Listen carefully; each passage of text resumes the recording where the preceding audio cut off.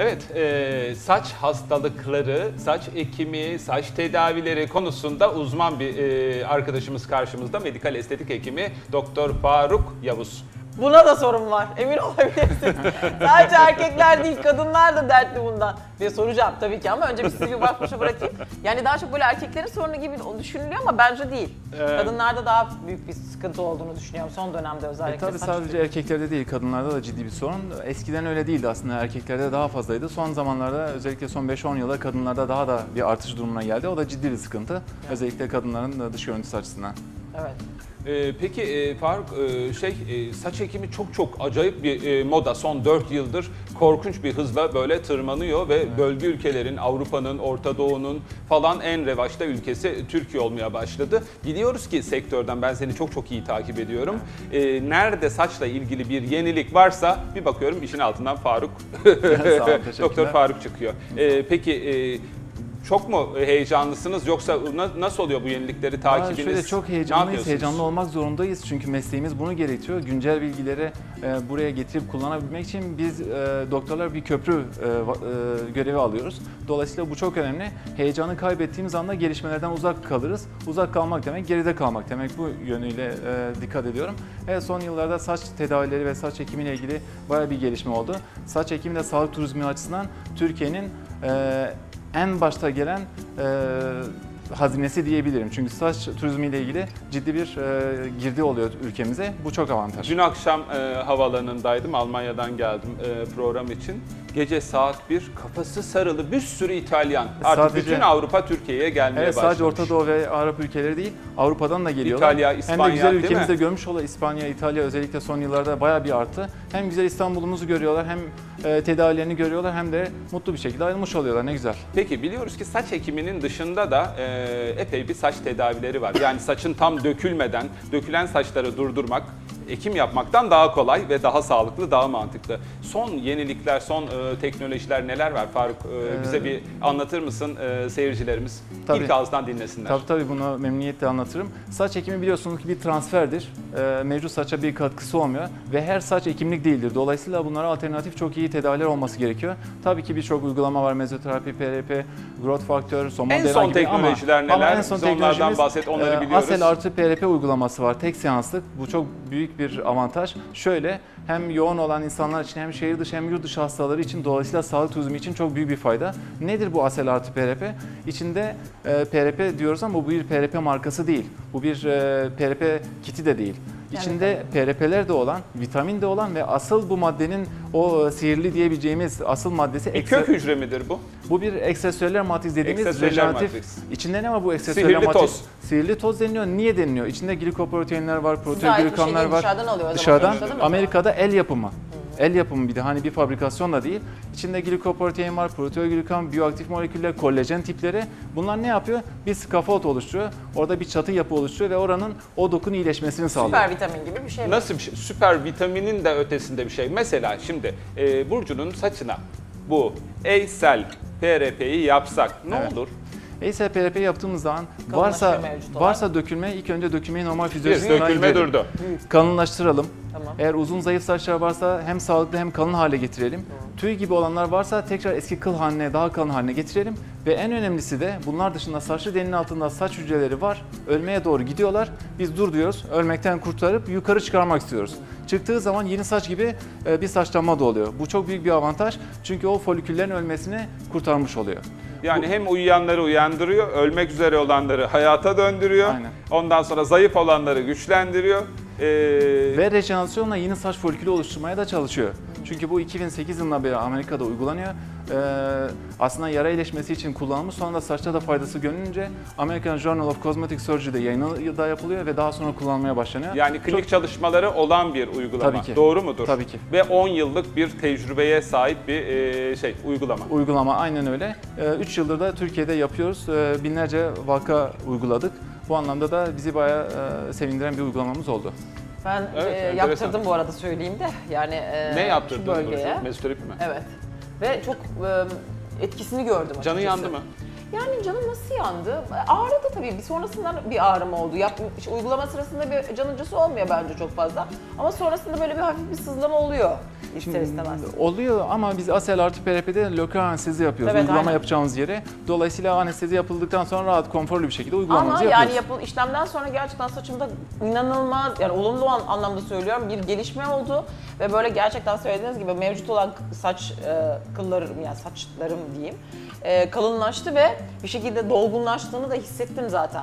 Ama mesela saç dökülmesi konusunda bir çözüm bulamıyorum ben kendi adıma söyleyeyim ama onu siz zaten daha iyisini bilirsiniz. Benim bağırsak emilimimde bir sıkıntı varmış ve ben vitamin alamıyorum. Biyotin eksikliği ya da magnezyum, çinko, dışarıdan hiçbir selenyum. vitamin alamıyorum saçımla ilgili, yani daha doğrusu cildimle ilgili ya da herhangi bir şeyimle ilgili vitaminler bana yaramıyor. O yüzden Siz çok iyi bir adaysınız aslında. Evet, Çünkü aynen. oral olarak alamıyorsunuz. Dışarıdan Evet. birinin vermesi lazım. O da enjeksiyon yoluyla oraya O yüzden enjekte zaten yoluyla olur. Ben yıllarca böyle saçım için hap alarak bir şekilde iyileştirmeye çalıştım. Çeşitli aynen biyotinler, yani siz zaten daha iyi biliyorsunuzdur yani vejetal silica falan öyle şeyler var yani herhalde onlar işe yarıyor mu bilmiyorum ama aklınıza gelebilecek her türlü vitamini gerçekten aldım.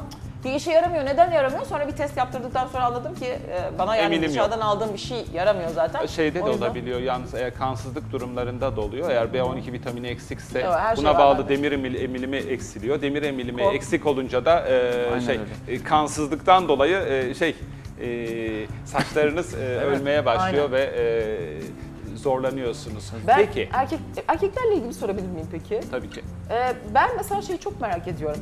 Uzun sürüyor galiba müdahaleniz değil mi? Böyle 10 saat falan böyle dikine oturarak yapılan bir işlem var. Saç ekimi Saç öyle. ekimi. Evet, bunu sorduğunuz iyi oldu. Evet. Asel artı PRP uygulaması totalde 1 saatimizi alıyor. Nasıl 1 saat? Hastanın gelmesi, tedaviyi anlatmamız, fotoğraflamamız ve işlemin hepsi lokal anesteziyle beraber total 1 saati yeterli. Şimdi ama bana mesela şunu söyleyebiliyor musunuz? Ya şimdi yani göstermek gibi olmasın, şimdi aramızda hiç de öyle bir insan yok. Ama gerçek anlamda kelle yakın azalmada saçı olan insanlar var. Yanlış mıyım? Yani Evet, böyle var. erkeklerde Tabii özellikle. ki. Ama böyle mesela evet çok tıraşlayarak bir şekilde o hani o azlığını da kamufle etmeye çalışanlar da var ama Aynen, çok hasta var anlıyorsunuz öyle. ki çok fazla kökü yok yani orada. Mevcut olmayan kök, yani kök artık yoksa orada peki sizin yaptığınız Bu şey... tür hastalar şunu yapıyoruz biz. Ekimlik durumdaysa ekim ama artı aseli de uyguluyoruz ki asel artı PRP ile beraber çok daha büyük verim alıyoruz. Hem buradaki yara iyileşmesi çok daha hızlı iyileşiyor hem de transfer yapılan alandaki mevcut saça destek ve ekilen saçın daha kaliteli çıkması için çok ciddi bir O bir fayda yara mı, sağlıyor. orada yara mı oluyor hocam? Şöyle bir şey oluyor. Şimdi saçları tek tek alıp nakil yaparken şey gibi düşünün. Ormandan tek tek fidan alıp evinizin bahçesine Köküyle ekiyorsunuz. alıyorsunuz. Tabii ki. Köküyle beraber getiriyorsunuz ama sizin evin bahçesi kayalıksa o ağaç gene büyümez. Ha. Ne yapıyorsunuz? Hem toprak hem de biraz gübre döküyorsunuz. Veriyorsunuz. İşte Eysel dediği gübre ve toprak karışımı. O zemin Onunla açısından. beraber yeni nakil de yaptıysanız hep beraber coşuyorlar. Eğer zaten bahçenizde ufak fidanlarınız var ve büyümüyorsa gübre ve toprağa attınız. Kanlanmayı da şey yaptınız, yani bahçenin suyunu da açtınız. O zaman büyümekten başka hiçbir çareleri yok. Evet, ve biz bunu da tavsiye ediyoruz çünkü Amerika'da dünya ünlü saç ekim hocaları bile bunu özellikle kullanıyor. Çünkü şöyle bir düşünmek lazım. Evet, 2018 yılında yaşıyoruz. Saçta problem var, iyi bir şeyler yapmamız lazım. Şu an mevcut tıbbın geldiği en son noktayı kullanmamız lazım. Tabii ki 3-5 sene sonra belki çok daha radikal şeyler çıkacaktır ama şu an elimizdeki en iyi tedaviyi kullanıp fayda görmeyi beklememiz gerekiyor. Çünkü modern tıp şu an güncel olarak burada.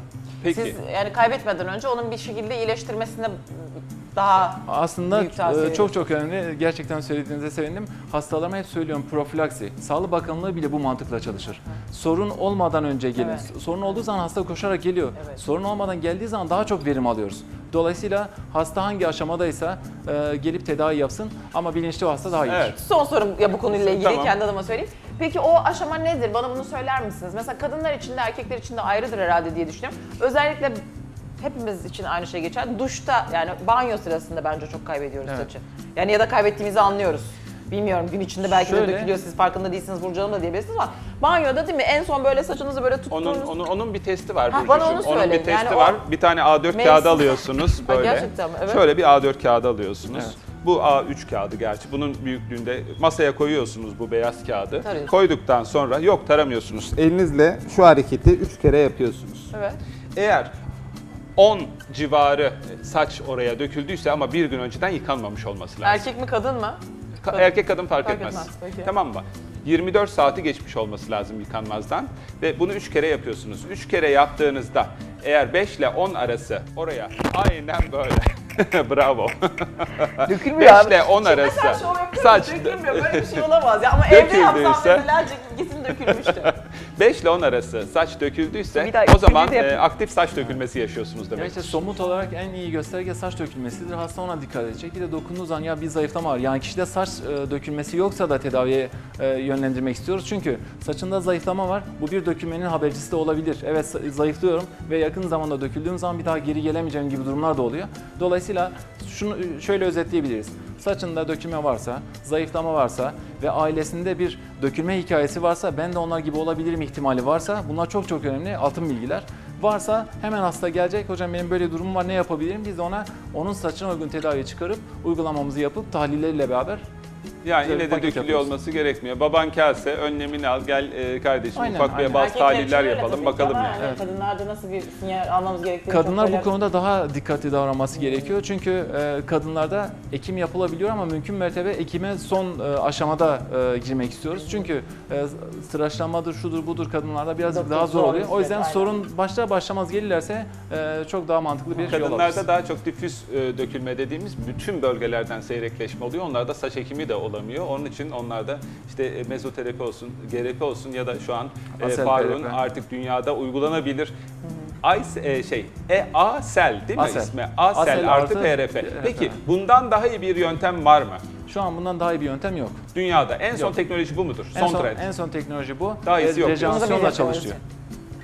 Onu da Faruk yapıyor. Evet, aynen, onu da siz Türkiye'deki yapıyorsunuz. tek adres sende. Süper. Teşekkür Çok ederim. teşekkür ederiz öyleyse Peki. geldiğiniz için. Evet, Amerika'daki bu kadar başarılı bir uygulamayı Türkiye'ye getirdiğin için ve bu uygulamayı Tebrik ederim. Türkiye'de yaptığın için ayrıca ben seni tebrik ediyorum Aynen. Faruk'cum. Ben teşekkür ederim, sağ olun. Ve zaten bütün estetik camiasında ve piyasasında en çok sevilen adamdır Faruk. Öyle mi? Evet, Öyle mi? kesinlikle. Süper, çok Hem çok başarılı hem teşekkürler, sağ olun. sempatik. Gurur duyduk öyleyse. Teşekkürler, Sağ sağ olunuz olun. efendim. Evet, kellere müjde diyoruz. İyi ki Faruk var. Teşekkürler. Sağ Peki, olun. Doktor Mehmet Faruk Yavuz'a programımıza katıldığı için çok Teşekkür ediyoruz, teşekkür sağ olun. ediyoruz. Ben teşekkür ederim. Sağ olun. Kısa bir aradan tekrar karşınızda olacağız biz.